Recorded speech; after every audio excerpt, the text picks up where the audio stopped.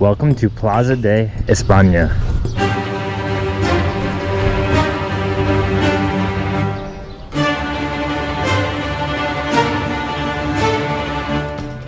Trash.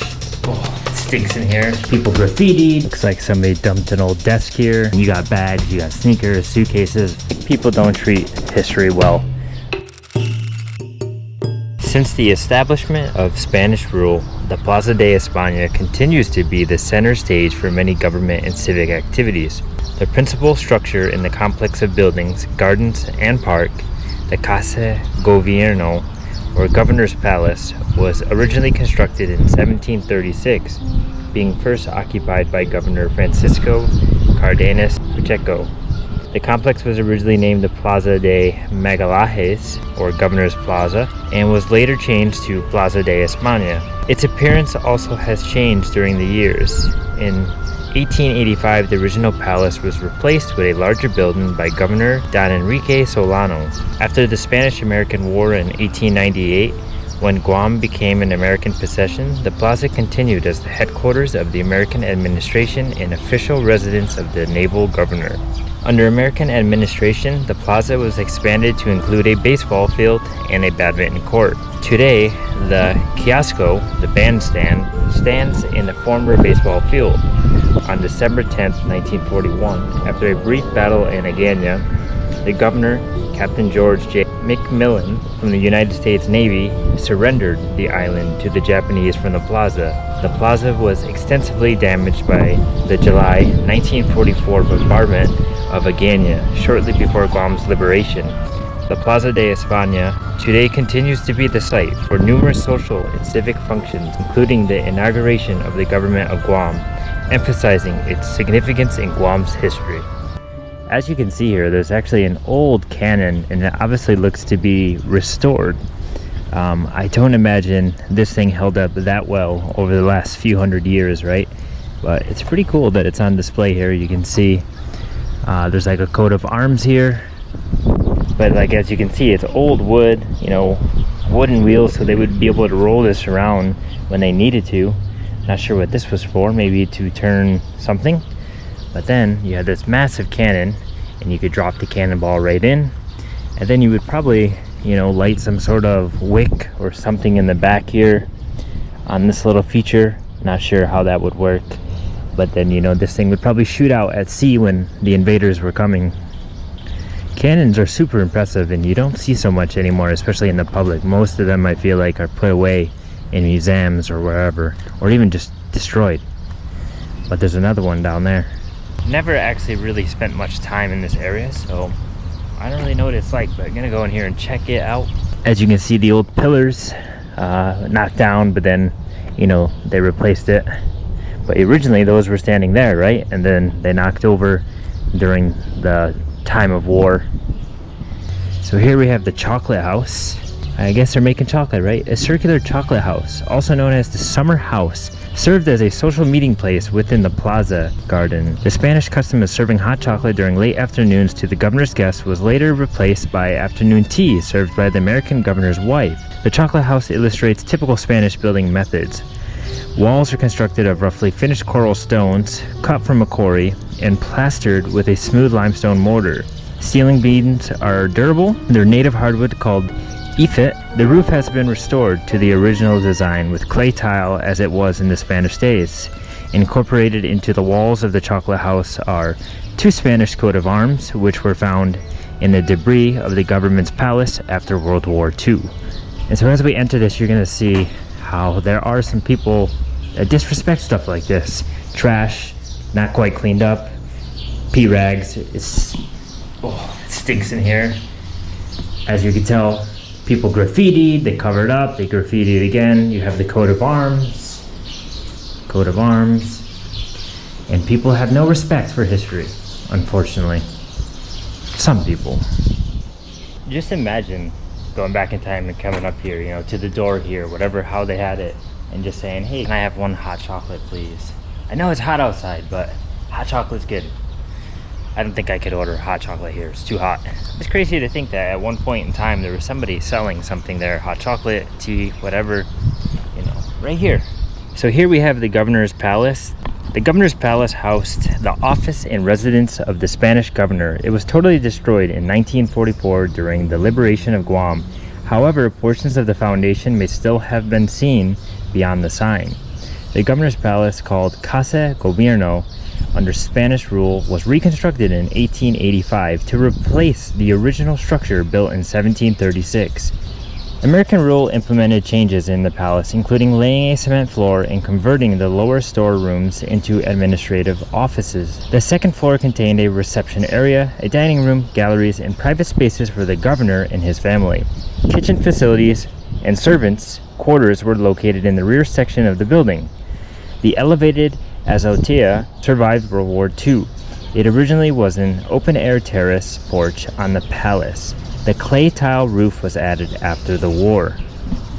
That there is the Azotea, or however you actually pronounce it, but I assume that would have been like their balcony, right? Their patio space, as that's what it looks like. Imagine there's a big palace attached to it, and then you come out here to hang out, maybe dance, maybe have some meals or party or whatever it is. It's a nice space with a covering, especially for the climate here in Guam when it can rain a lot and there can be storms. So that is pretty cool, but unfortunately, yeah, the rest of it isn't standing due to the war.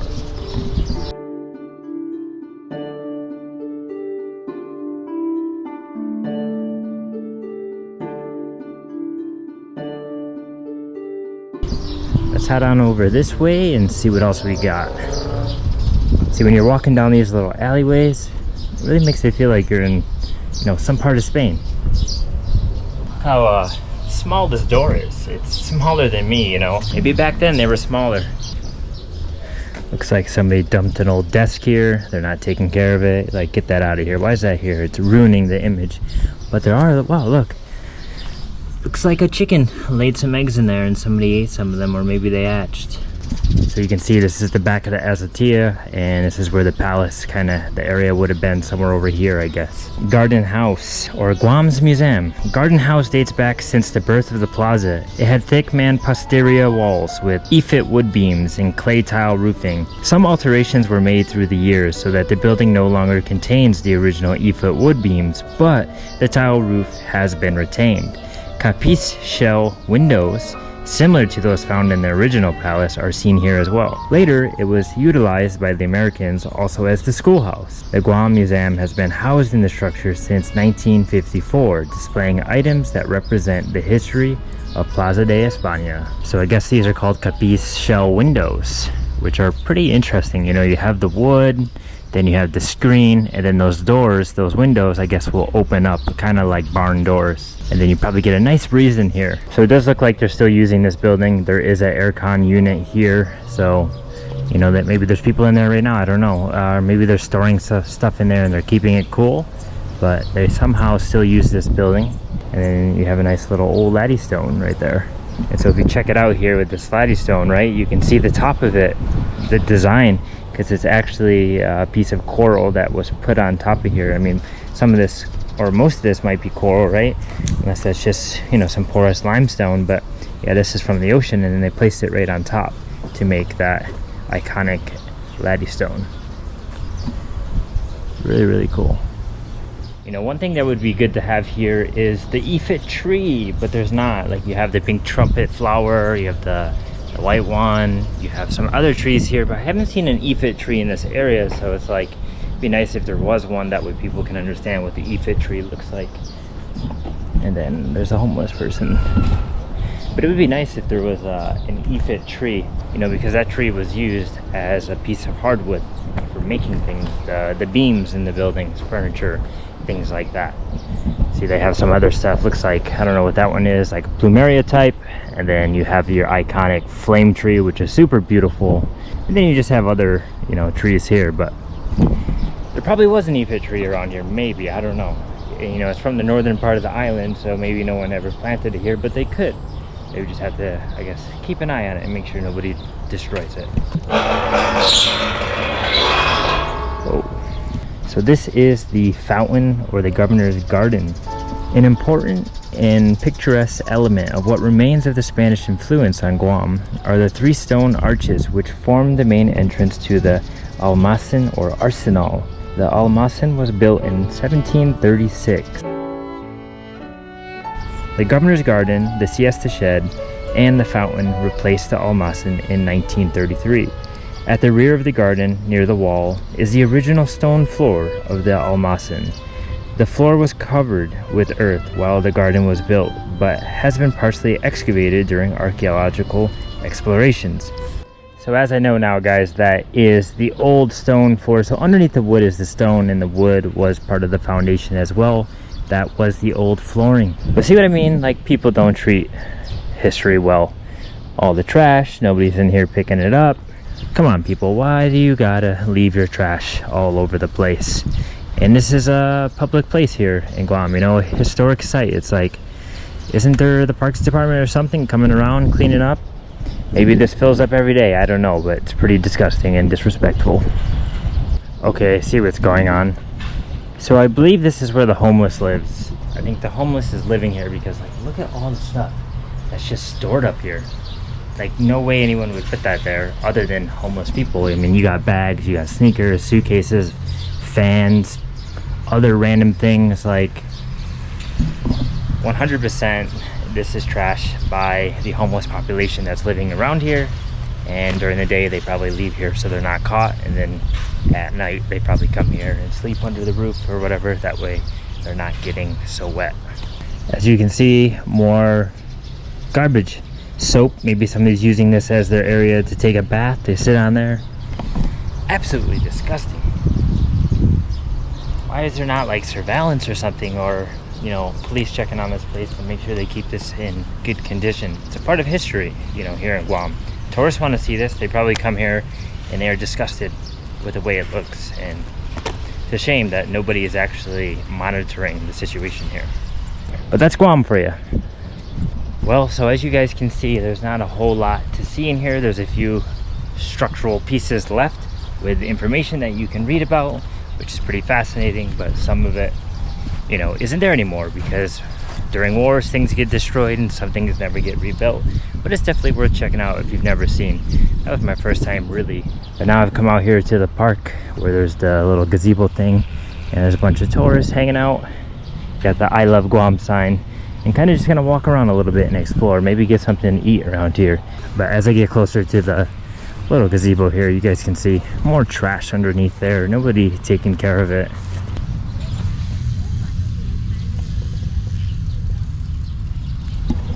So as you guys can see, there's the big monument right next to me. Quite big, right? This is to remember 1941 and what happened. You know, the perimeter of this park, as you can see, goes all the way here, all the way around past that to the building over there. And this is where, you know, the Guam and American soldiers held up. They were positioned, and then when the Japanese came in, they began to fire, and they thought, if we don't surrender, it's going to be a bloody massacre here in this park, in this complex, you know. So we must surrender, and this is a little monument to remember what happened back then. And there you have it, guys. That is Plaza de España here in Guam. A little explore of some history from Guam. Until next time, guys, I'll see you soon.